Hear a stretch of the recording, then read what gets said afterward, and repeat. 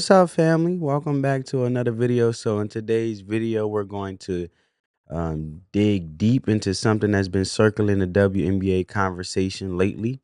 The idea of resentment from older retired players toward the younger generation. Now, we all knew that. We all knew that there was some haters in there. We seen some Cheryl Swoops. You know what I'm saying? We know that these dinosaurs from yesteryear was talking trash. They can't accept the truth. They can't accept the Caitlin Clarks. They can't accept the legacy. They a dusty. You know what I'm saying? Come on, man. Come on. We gotta call it for what it is, right? They dusties. So anyway, I just wanted to say that so bad. I had to get that off my chest. So this been circling the WNBA conversation lately, the idea of resentment from older retired players toward the younger generation. And this was sparked recently by Candace Parker on First Take, where she dropped a perspective that's not only emotionally real, but makes a lot of sense from a basketball and business standpoint.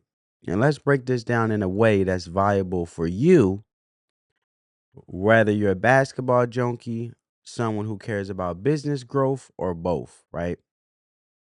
Because what's happening in the WNBA right now is a microism of legacy versus change, emotion versus economics, and ego versus evaluation. And now that I have an accountant background, I will be adding things from an accountant perspective slash business perspective, also with my basketball analysis combined. I want to give some value and make sure you guys leave and enjoy this video. And if you enjoyed this video so far, make sure you give this video a big thumbs up, smash that like button. It helps crush that YouTube algorithm. And if you're new here, come join the family. Hit that subscribe button because we rocking over here, non-stopping. Non-stopping, we rocking.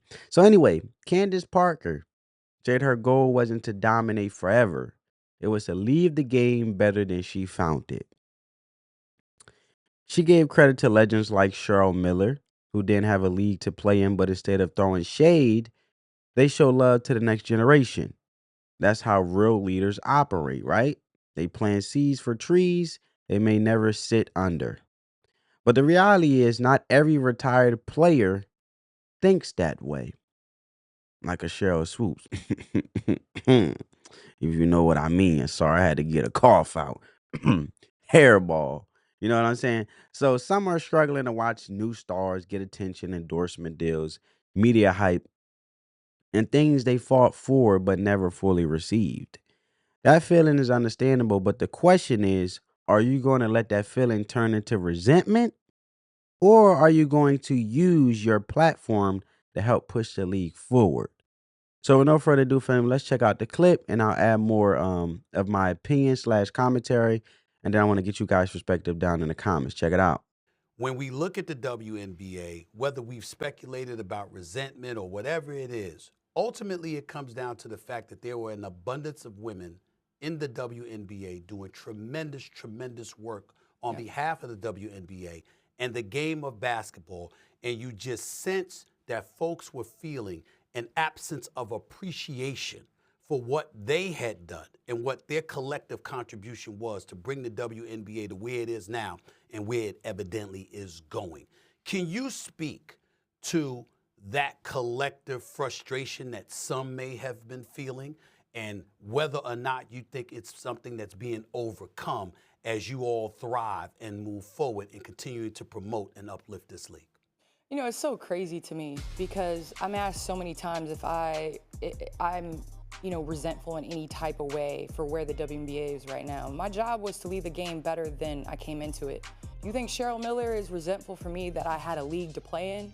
No, she's being the mentor that she is, and she's supporting and loving and sitting courtside cheering on Juju Watkins. And I'm doing the same for Caitlin Clark and all the women in the WNBA.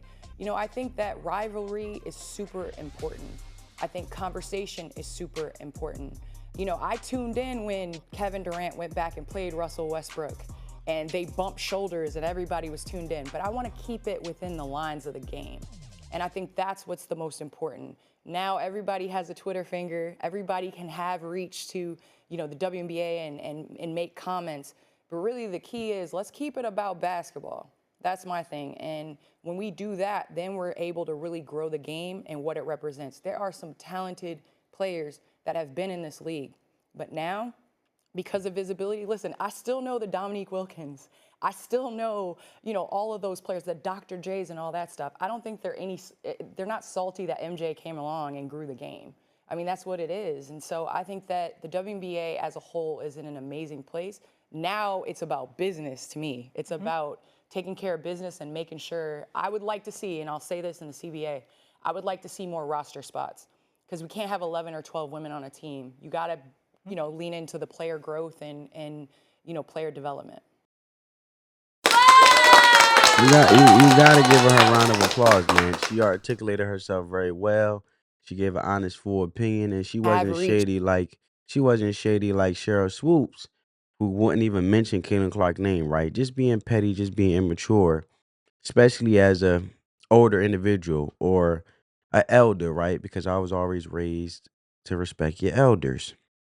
But also sometimes the elders get it misconstrued that also you should respect the younger generation that come after you because now the baton is passed to them.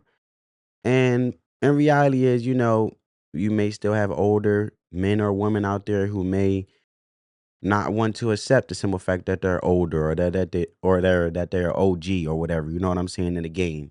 But the reality is you played the part. You had some value and impact in the game when it comes to the situation like my example with Cheryl Swoops. So why hate? You're a part of it. You only diminish the beauty of how part of it you was because every time you sit there and bash the very thing you added value to, you diminish your own work in the process, let alone the value that you put into it. So the seed that you sown was actually a worthless seed because at the end of the day, you have already shown that as fast as you was giving value to something, you got in your emotions, and now the simple fact is that you no longer in the league, and it's not your time no more, and you up in yesteryear. Now you want to sit there and be like, I'm not, I'm biased towards certain players. I agree with Candace Parker. Keep it within the sport. And it also show as an older individual bad sportsmanship. So elders need to respect the younger individuals from an adult to adult standpoint, the same way the younger or the next generation needs to respect the elders that came before them. And there's nothing wrong with that. But at the end of the day, it's boundaries and it's respect across the board because they all attributing to this beauty of a franchise when it comes to the WNBA, right? But let's be clear, rivalries are a good thing. I want to talk about basketball rivalry versus media driven drama for a second. Rivalries are a good thing. Candace brought this up, in regards to keeping it within the game, and she's 100% right. And I agree with everything she said. Basketball grows through storylines. Think about it. Magic versus Bird saved the NBA in the 80s. Jordan versus the Pistons brought fire to the 90s. Kobe versus AI. LeBron versus Steph. These rivalries created legacy defining moments and attracted massive audiences. Why? Because people don't just watch talent, they watch conflict, they watch stakes. So the idea of Angel Reese versus Caden Clark, in theory, great. But here's the problem. It's not really a rivalry yet. They had one big clash in college. That's it. They don't play the same position. They're not blocking each other from MVPs to being the most valuable players. There's no playoff history. It's not a rivalry. It's a media manufactured narrative, often pushed more by off-court dynamics than on-court competition. And here's where it get messy.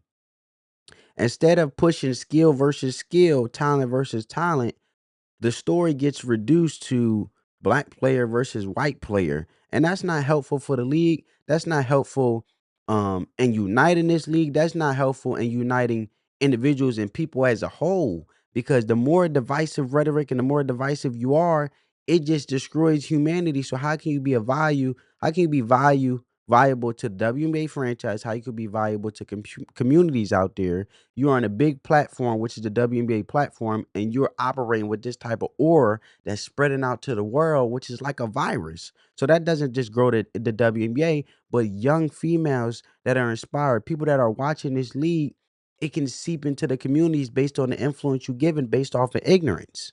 So that just splits the audience and open the door to casual fans engaging with drama instead of hoops, right? So let's be honest. with the business narrative, the business of narrative, right? Media platforms want clicks. We know that. Race-based narratives generate attention fast, but attention doesn't equal growth. Just because people are talking doesn't mean they're watching the games, buying tickets, or investing long term. The WNBA doesn't just need buzz; it needs conversion. It needs visibility that translates to viewership, ticket sales, brand deals, and expansion capital.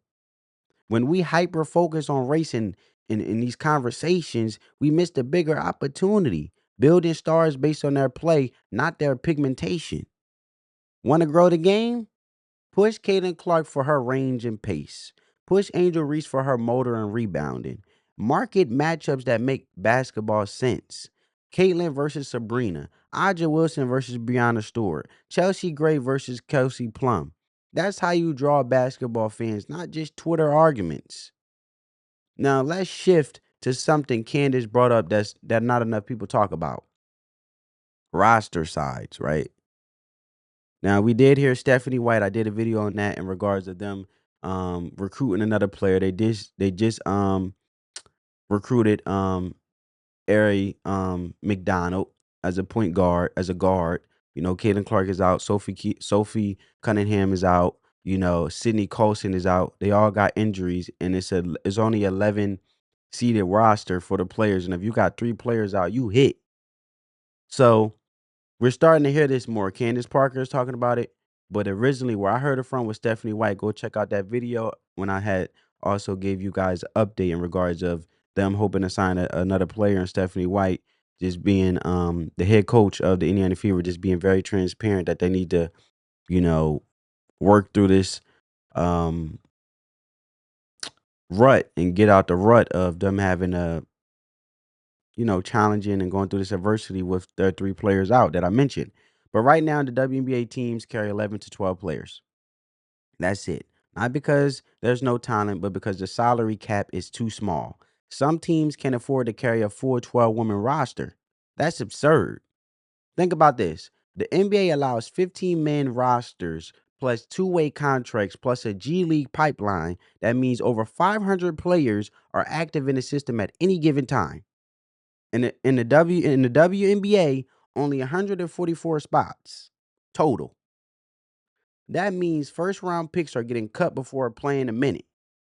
Players are asked to carry massive loads, play year round overseas, and stay healthy while doing it. That's not sustainable from a business, performance, or human standpoint. The WNBA needs a real infrastructure upgrade, and it starts with money. It all comes down to the money, right?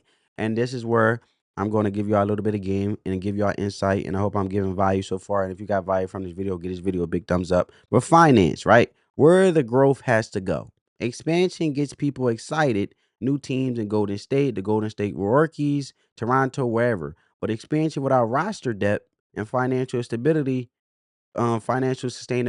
is risky. We all know that the league is not self-reliant on its own. It's not self-sufficient. It was in a whole $41 million in debt, is in a negative. You know, we got these NBA owners of NBA teams funding this WNBA league, this whole WNBA franchise to even stay afloat. Adding teams without fixing roster rules just spreads the problem around. So where should the WNBA focus? Here's a business roadmap that I think, and I want to get you guys' opinion down in the comments below. Increase the salary cap so teams can carry 4 rosters and attract elite coaching and staff. Create a G League, equivalent, or at least an expanded developmental structure. Because you had Ari McDonald sitting there hooping out there, just waiting to get a call, which she did from the Indiana Fever just recently. And then push private investment and sponsorships that actually invest in players and infrastructure, not just short-term marketing, and fix the scheduling to allow better recovery and avoid injury overloads. We know in the NBA, they have what they call it. My mind going blank right now. They have load management, right? So and then leverage the data. The WNBA, the league should be using viewership stats, player impact metrics, and fan engagement data to make smarter business moves. The NBA is so lucrative and so smart in how they market that they became worldwide because they play games in China. They play games in certain countries to then expand, and that's how the NBA within the men's league is able to expand and be so self-sufficient that they even expanded better than the NFL. What I think last year that the NFL had the Eagles play in Mexico or something like that. Correct me if I'm wrong. I'm always open to the possibility of being wrong. But what I'm saying is the NBA is marketing. They got to be doing something right to have a global wide fan base. And of course, they use Jordan and Larry Bird and all those individuals in the dream team to market as they played in the USA and catered and gravitated and got fans gravitated globally, worldwide to really hone in on the NBA and the league itself when they come back home to the US of A. Right? So the bigger picture, legacy versus ego. Let's come full circle. When players like Candace Parker speak up, she's not attacking anyone. She's protecting the future of the game. She's saying, don't resent the next generation because they got more visibility. You fought for that visibility. You should be happy it's finally here. Cheryl Swoops. But some folks in media and in retirement let ego get in the way. And instead of mentoring, they criticize. Instead of helping the league grow, they gatekeep the narrative. That's a loss for everybody because here's the truth. You can't demand growth and then complain about change. Growth means bigger lights, new faces, more money, and yes, a new era. That's not disrespect, that's evolution. So I just want to close here. And when she said, keep it about the game, I agree. Keep it about the game because what does all this mean? It means we need to reset the conversation, shift the narrative, stop with the unnecessary drama, and focus on hoop. Focus on building players up based on their game, not their background. Celebrate the veterans who are leading with humility and call out the noise that distracts from real progress. And this isn't about who gets the most attention, it's about helping the league thrive. You can't build $1 billion brand on bitterness, and you need unity and smart business moves and busy basketball driven storytelling. And that's what Parker, I believe, is saying. And that's what I've been saying as I've been doing these videos and really breaking down and giving my analysis with the WNBA because I have tuned in for the WNBA with Caitlin Clark, and I really want this league to thrive. And Caitlin Clark is the spark of it, or more than the spark. She lit the fire. So I think the WNBA needs to make the right adjustments and take the veil off of their eyes and see what's going on here. And honestly, that's what the WNBA and all of us as fans need to focus on. So let me know what you think in the comments. Do you agree with Candace? Do you think the media is focusing on the wrong rivalries? And most importantly, how do we grow the women's game without tearing down its future? Let me know what you guys think in the comments below. If you got some value from this video, give this video a big thumbs up. Let the love supersede the hate. Spread that peace, love, and positivity. I'll catch you in the next one. Peace.